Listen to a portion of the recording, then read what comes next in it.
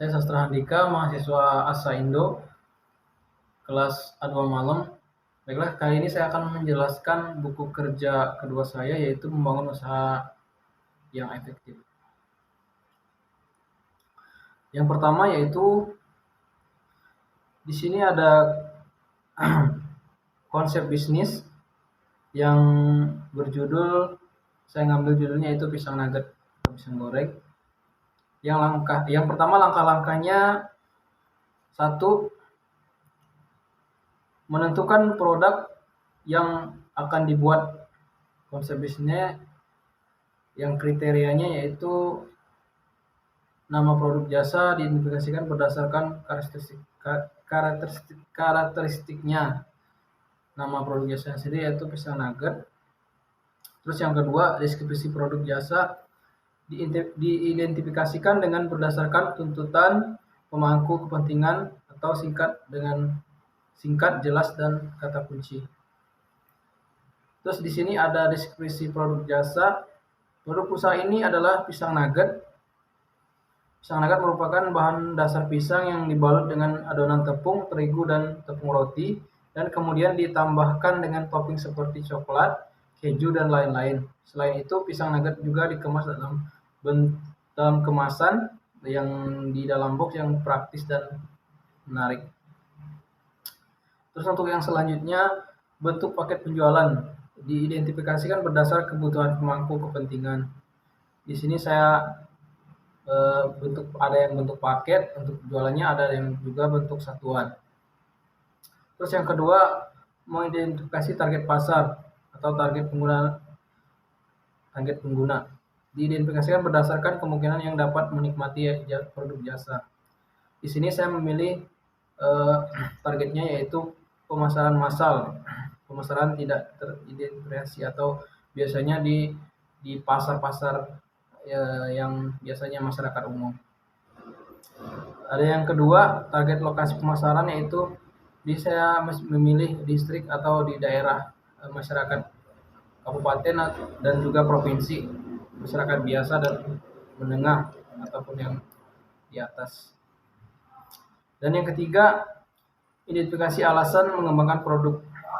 Di sini ada kesenjangan produk atau jasa diidentifikasikan berdasarkan hasil survei dan analisa.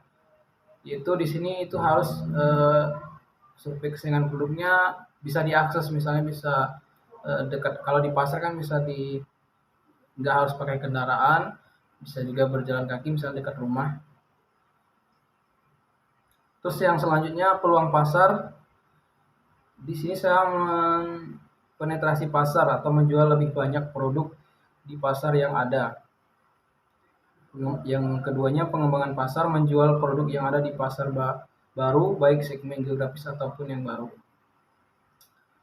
Terus ada yang keempat, mengembangkan fitur spesial. Tujuan produk jasa dan penggunaan diidentifikasi berdasarkan survei dan analisa. Yaitu tujuannya di sini, produk kenyamanan adalah jenis produk yang dibeli konsumen berulang kali. Bisa ya, kalau pisang goreng kan buat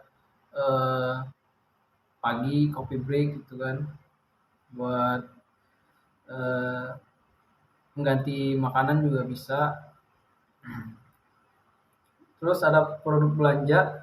Konsumen biasanya menghabiskan lebih banyak waktu untuk membandingkan berbagai opsi dalam kategori produk belanja.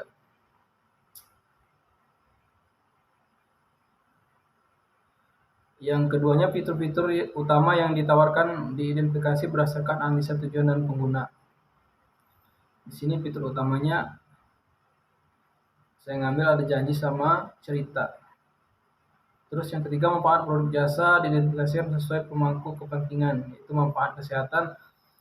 Kalau pisang kan bisa mengatasi penyakit anemia, terus buat kesehatan.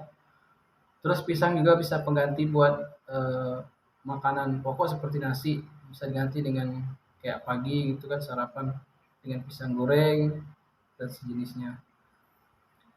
Terus identifikasi produk jasa, reliabilitas produk jasa diidentifikasikan sebagai jaminan berlangsungnya pengembangan bisnis.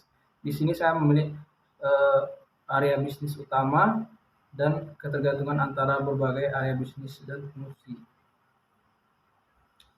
Terus yang terakhir, yang kelima yaitu mengembangkan tim manajemen. Personal branding tim konsultan diidentifikasi berdasarkan portofolionya.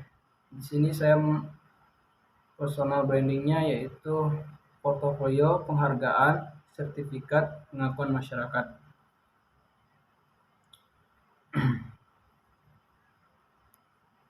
Yang terakhir yaitu kualitas tim diidentifikasikan sesuai kerangka kualifikasi nasional. Di sini saya memilih level kerangka kualifikasi 1 sampai 9.